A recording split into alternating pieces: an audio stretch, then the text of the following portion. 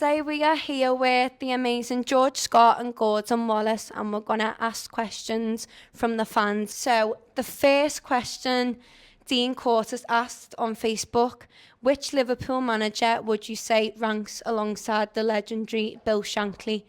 There's three, actually, I think, to be honest. And my thoughts immediately spring to Jurgen Klopp, because he's a mirror image of Shankly in his beliefs, how he loves the fans, how the fans love him. He does exactly what Shankly did, and he's got charisma, enthusiasm, and he's really successful. So Jurgen, 9 years of total success to me for Liverpool, he'd be up there, I think, in the same sort of bracket. Obviously, the great Bob Paisley, who won more trophies than any other manager in British club history, I think. Don't think I'm wrong saying that. He was amazing, Bob. Different character from Shankly, but wonderful, wonderful tactician and great and successful manager. And finally, I can't leave out Kenny Dalglish for what he did and how he achieved after Hillsborough, the way he conducted himself on behalf of the club and Liverpool fans. So there's the three, I think, that would come into the same. But for me, Shankly will always be the king. I've got one for Gordon. So we've got a question from Russell Bedsford. He has asked you if you could pick one player from your era and to put it in today's LFC squad, who would it be? Into today's squad, that's very difficult because the game has changed so much over the years. I mean, the fitness level of these players these days is just incredible. You know, I look at Mo Salah. This man is so fit. I just can't believe that he plays week in, week out. I think I've only seen him get injured once, and that was in the European Cup final against Real Madrid. Absolutely astonishing. But to pick one man, right. I suppose you'd have to go maybe for Sir Roger, for his goal-scoring ability. You know, he scored 40-odd goals in one season. You know, which will never be achieved again, I don't think. So my answer to that would be Sir Roger. For George, if Shanks had to take control of the club today, how do you think he would handle egos and high wage demands? I think he would have handled it very much like Jurgen's handled it. He would have built a relationship with the players. He'd have inspired the players. It was a different world today than it was when Bill was there, of course. They didn't have the internet. They didn't have instant gratification. They had pressures, yes, but the pressures were a bit different, you know. Shankly never stood any nonsense. He was full of humour and charisma, but he also could be hard. He had rules and regulations that the players had to stand by. In fact, I've got a book in my possession. It's a small book with rules and regulations issued to players each month, I think. Things like players must clean their boots, players must not go home at the weekend, you know, players must not go to dancing after a Wednesday night, you know. Silly rules today. In those days, they were part of the club's culture. And I think Shankly would have handled. He'd have been meat and drink to the press. They would have loved him for his statements, for the way he spoke, the way he inspired people. I'm not sure how he would handle the modern game in terms of the money. That would have been way outside his comfort zone, I think. I mean, Bill was a very simple man in that sense. Although, you know, we were just talking, Gordon and I, before. He used to think that directors were only there to sign the checks. Yeah. So he wasn't really a director's man. He was a player's man and a fan's man. So I think it would have been a bit more difficult for him today, but he would have been brilliant in any era. So this is off Ian Price for both of you. What is the best advice Bill Shankly has gave you? Well, there was one piece of advice I think was saved my life recently, because I was in hospital having a 5-way heart bypass, and 7 months later I was again in hospital in intensive care having fighting against double bacterial pneumonia, and I was actually told I wasn't going to make it. I wasn't going to live through the night. And one thing that Bill said to me back then was, never give up. He said to all of us, never give up. Yeah. And that was in my mind the whole time that night. Never give up, don't give up. And I didn't, and I came through it. But one of the things he used to say that got into my brain was, natural enthusiasm is the greatest thing in the world. Without it, you are nothing. Nothing ever happens unless you make it happen. These were the things that stuck in my mind, and so have stayed with me all through my life after football. Yes, I think one of the things I first learned when I met Bill Shankly, and I'm sure George and all the lads there was about 8 lads came down from Scotland, and I came up from South Wales, what he instilled into us about looking after yourself. He instilled into us the work ethic. You will only get out of things what you put into it. And that's one thing. I remember, I think I was talking to one of the lads before, at the end of the season when we were we were ground staff boys, and we had to fork every inch of the pitch at Anfield. And, you know, this was the season finished, and we couldn't go home to our respective places in Scotland or South Wales, and we had to fork it, and we had blisters in our hands. Oh, God. And he instilled that into us, that you had to work, and you don't get anything in this world for nothing. Stephen Waters has asked from Facebook, would you rather have been part of the squad in 1964 or 2024? Well, that's a good question. I'm sure both George and I would have played a lot more games if there had been substitutes in those days, but unfortunately there weren't.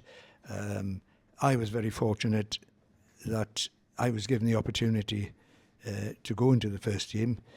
George unfortunately didn't, but why I don't know, because for a couple of years in a row he was the main goal scorer in the reserves, and I'm sure if you just need that one opportunity to go in and show yourself and prove to yourself, and that's what you've got to do. Would I be? I enjoyed every minute of the 7 years I was there. I wouldn't change it. People may think that's, you bet you would, for 20 grand a week or 200 grand a week. But no, there was something there. There was something about the club in those days, what Bill Shankly was building for this city. No, I wouldn't change it. I'd choose my 1960s, in the 60s, where I would be quite happy to, with what happened in my career. Well, thanks, Gordon. Gordon's correct. I didn't actually break into the first team. It wasn't the Premier League then. It was the First Division. But Johnny Stokeland, who's quite a well-known archivist for Liverpool, helped me a lot with my book when I wrote it. He advised me that before 1974, all Lancashire Senior Cup games were first-team games. And I played 3 Lancashire Senior Cup games, one against Man United in the semi-final, one in the game before that against Rochdale. We beat Man United 5-2. Alfie Ellison scored a hat-trick, I remember. Then we went to the final against Burnley and we lost 2-1. But our goalkeeper, Tommy Lawrence, was taken off after about 15 minutes. We played with 10 men and I scored a goal, but we lost 2-1, sadly. So in my little memory, I've got 3 first-team appearances, even though in the general public they probably don't count, but for me they do. But apart from that, I think I agree with Gordon. I'd love to play today with the money, but I would much rather be where we were with those legends in the 1960s.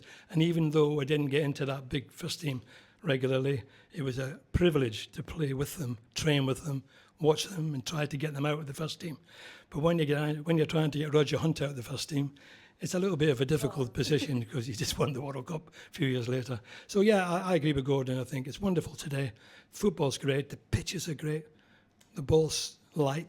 The football boots are light. And all the pitches are like Wembley Stadium. What did we say about the football? And the football's smart and quick. Yeah. It's probably quicker than nowadays, but I don't think the skill levels are any different. Yeah. I think Georgie Best would have been good today as he was then. And I think basically, you know, if we were fitter with the training today, we probably would have been just in the same situation. This question's for Gordon. What was your favourite goal out of the 6 you scored? Well, obviously I've got to say the Reykjavík goal, which, you know, is the first European Cup goal in Liverpool's history. So I've got to say that. I wouldn't say it was my best goal, but it's my most memorable. I mean, at the time, I didn't really realise the significance of it, to be quite honest. It's only years and years later that I recalled, I think it was on the Millionaire, Who Wants to Be a Millionaire? That one of the questions for a Liverpool fan was, who scored Liverpool's first goal in Europe? And he got it wrong, because he said Sir Roger. And the fella was amazed, I could see, and then he said I scored it. So really the significance of that goal, it was years down the line before I thought about it, and now it's becoming more. It was 50 years, it's now 60 years gone by. But the best goal I scored, it's got to be the Arsenal game probably, where I scored 2 in the first ever match of the day, and it was the second one, yes, yeah. So we're gonna talk about your book. So this is your book. So you mentioned being the Lost Shankly Boy, but what does that term mean to you, and why do you consider yourself as the lost one? It wasn't myself that created the title to the book. I mean, I'd written the book and then I met up with Jeff Golding, who absolutely transformed it into a wonderful, readable autobiography. And Jeff was the person that actually chose the title. I mean, I was going to call it the 12th best player in the world. I love that. Because that's what I was known as, completely erroneously, because Shankly told me that out of sympathy. Anyway, so Jeff came up with the title, and it's proved to be a wonderful title. And the people at Pitch Publishing who created the page at the front, I was quite staggered when I saw that, what they can do with technology now. And yeah, it's been a wonderful thing really for me and the family, because it's a legacy. And also for Liverpool fans, I think for the older generation, it's brought back a lot of memories for them of a time when Liverpool was creating, and Shankly was creating this huge thing in the future for Liverpool Football Club by changing the club beyond recognition from the second division to the first division. And so it tells a story of those years, and subsequently what happened to me when I left Liverpool and when I went through the rest of my football career and eventually into business. So it's been very successful. I'm very thrilled with it, and it's been a pleasure to see all the responses and the letters I've had and the reviews and things. So it's been one of the thrills of my life really to see it in print. So this is a question for both of you. What do you hope younger generations, especially young footballers, take away from your stories? Well, hopefully they'll have learned a bit and realise that, they've got to work very hard. Because you look at some of the kids nowadays, and I recall going to Kirby, the training grounds, and meeting up with Steve Highway quite a number of years ago. And I looked at all the cars that were about there, and they were all 4x4s, big cars. And I said to Steve, I didn't realise that the first team trained here now anymore. He says, no, they don't, they train in Melwood. I says, well, what's all these cars doing here? He says, these are kids, 8, 19 years of age. I says, and they're driving around in these. So they're very fortunate. Yeah. They're very, very fortunate, these young lads nowadays. Mm-hmm. To begin, I don't know what kind of contracts they're on, but I'm sure it's 5 figures at least per week. It's just astonishing that they can start their working life, whereas we were at £6. George always says that he got £7. He's a pound more than me, but I only got 6. So we were apprenticeship, yeah, and that was cleaning the cop on a Monday morning after the match of the weekend, and then forking this pitch, as I told you earlier, about at the end of a season. So these lads have got to realise they've got to work hard, and hopefully if they hear any of this, they realise that you have to put everything into it, and enjoy it, but you've really got to work hard. I agree with Gordon says. I think the key thing is they've got to be dedicated. It's like in any career, if you want to get to the top, you have to give up things, and you have to work hard and dedicated and keep your eye on the target. As Gordon says, when we were kids, we came £7 a week. We used to pay £3.50 for our digs, send a couple of quid home to the mother each week to help the family back home. And we were left with £2, maybe £1.50, and that was great in those days, wasn't it, Gordon? Yeah. We could go down the cavern, watch the Beatles live. We can go into Liverpool and have a good time on £1.50 a week. Yeah. Even when I signed for Aberdeen in 1965 for £12,000, I got £1,200 signing on fee. I'd never seen money like it. I bought a brand new Mini for £550, brand new. So it was a different world. But I think coming back to the question, if you look at the Kirby Academy, Gordon's right about the cars and everything. But, players have gone in there from the age of 6 and 7, and they come through, and then eventually they have to be careful, because when you become a Liverpool player at the academy, you're the envy of all your friends, all your school friends. And then if you get to 12 and 13 and they let you go, then it's a big fall, In our day, we were signed at 15, and we had to work hard for 2 years between 15 and 17 to get signed as a full-time pro. And many a time we saw boys coming out with Bill's office crying at the age of 17 because they'd left school at 15. No trade, no qualifications, nothing to fall back on. And they had to find a job or another football club. So, you know, it's fortunate they get that money now because if they do make it, they're made for life. And, you know, it's a very few that do make it, to be honest. Yeah. If you look at all the people in the academy and count the ones that came through to stardom, you've got Trent, you've got Jamie Carragher, you've got Stevie Gerrard, you've got Kwanzaa, and then you've got the lads that came into the League Cup final, a few of them, Dans and Tyler Morton. And so it's still only less than 20 in all them years that's come through to the first team, and some of them have not become huge names. There's only about half a dozen that have become superstars. It's great for the club because they get the boys in for nothing and sell them for a lot of money. Yeah. So it is a different day to be. What I would take out of it is what Gordon said at first: work hard, keep an eye on the target, and never give up. David Wilkinson's asked on Facebook, what does it feel like to still be loved and looked up to today by our fans? I was just astonished the amount of publicity this Reykjavík game has come out. I really am astonished.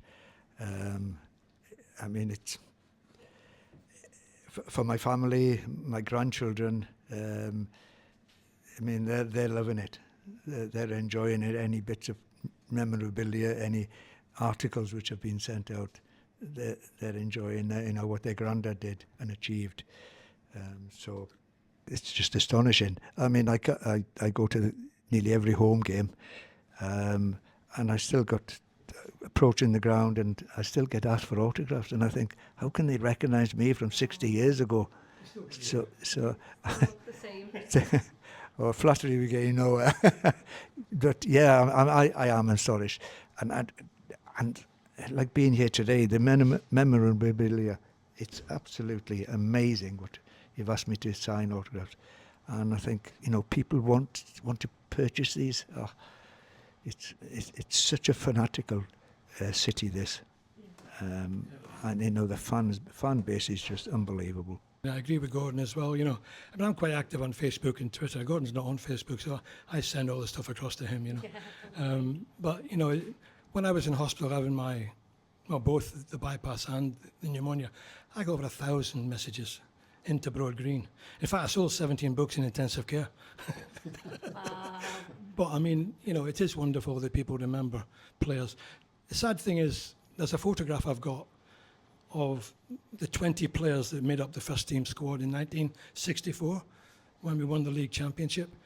And of those 20 players, there's only 6-7 of us left. Sadly, Big Ronnie Yates passed away. We were at his funeral recently. And when you look through the players and the memories and how fit they were and how young they were when we played, and you see that photograph. And we just spoke at the funeral to Billy Stevenson, to Gordon Milne, who is still with us. Chris Lawler's still with us, Bobby Graham. So there's not many of us left. And it's nice to see the fans remember those days and anybody that was involved at that time. In fact, as Gordon says, that film of the Reykjavík game, when he scored the first goal against Reykjavík in Europe, it went on Twitter from, I think, Mark Platt from LSV TV, 500,000 views. I mean, come on, 500,000 views. And I've got a reference here from Shankly there. You won't read it from there. But it says, I would stake my life on his character. That's the last line. I put that on Twitter about 6 months ago. 350,000 views. So the memories are still there about Shankly and that period. And it's a joy and a privilege for us, Gordon, isn't it, to have been there at that time. And we can still say that we were there at that time with the boys. George just said, you know, I deem it an honour and a privilege to have worn the red shirt. Yeah. That's how much it means to me. I feel so lucky that I was, you know, that I voted, albeit not the amount of times I would have loved to have played in the first team, but just to have worn that shirt, it's such an honour, honestly. And the last question I am going to ask, how do you think memorabilia is recognised, and why is it good to have memorabilia? Well, I'm just aghast of what I've seen here today, of what people will have signatures.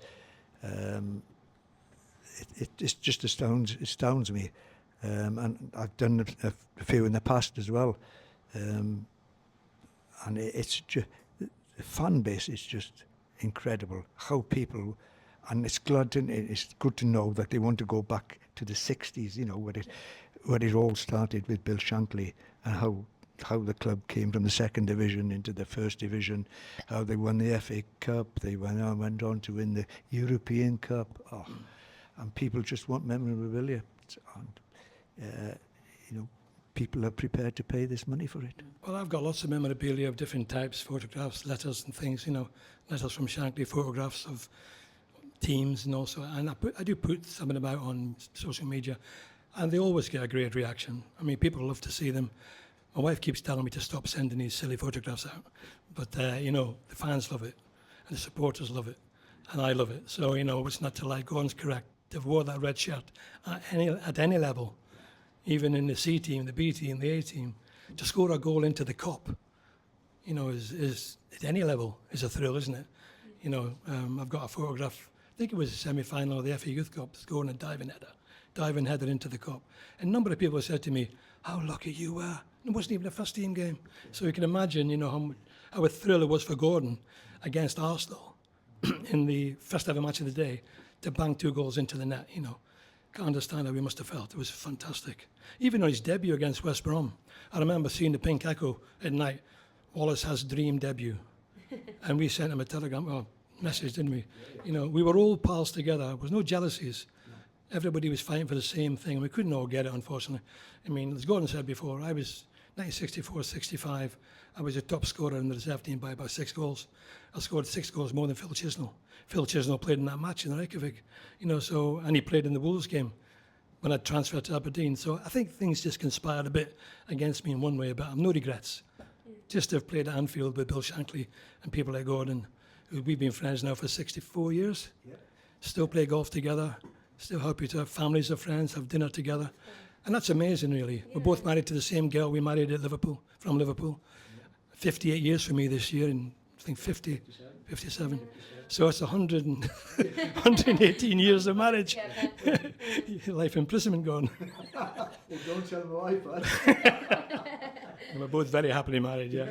So before we finish, I just want to thank Marcus, Jamie, and yourself, Grace, for your hospitality today. And as Gordon says, some of the memorabilia is beyond belief.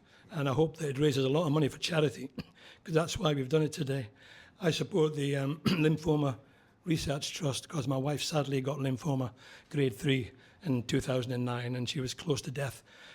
By some miracles, she survived, and she's beautiful today and still well. So I decided to do after dinner talks, all sorts of things, golf clubs, Rotary clubs, and I've raised about £20,000 so far, and this will help tremendously. And Gordon is donating anything that comes from his stuff as well. So thank you to all of you. Much appreciated. Just wanted to add, where can people find your book? Where can they have a little read? If you can share like a social media platform you can look at. Well, the best place to buy the book is Amazon, because, you know, Amazon delivered next day. And it was 1999 when it was published, but it's 4 years now since it was published. Still doing well. I think it was number 25 yesterday, but it's now £14.50. So they want to order a book. Be a great Christmas present for Grandad, Dad, or themselves. And if anybody wants a signed book, if they get in touch with me on Facebook, direct message, I can arrange it. Can I just add that I've actually read the book, and it is very, very good reading, and I can recommend it to anyone. Obviously, I get a few mentions in it because George is my agent, actually. So, but seriously, I would recommend it. And also, if you hear he's doing an after-dinner speaker, honestly, go and pay for it and go see him. He is worth listening to. He's got the Scottish accent. He puts on, it's tremendous to listen to. So please note those 2 things. Especially his after-dinner speaker is excellent. Right, guys, it is an absolute pleasure sitting by you, but thank you, and also from Red 1892 for the memorabilia signing today. It means a lot for us. Head it up for Gordon Wallace and George Scott.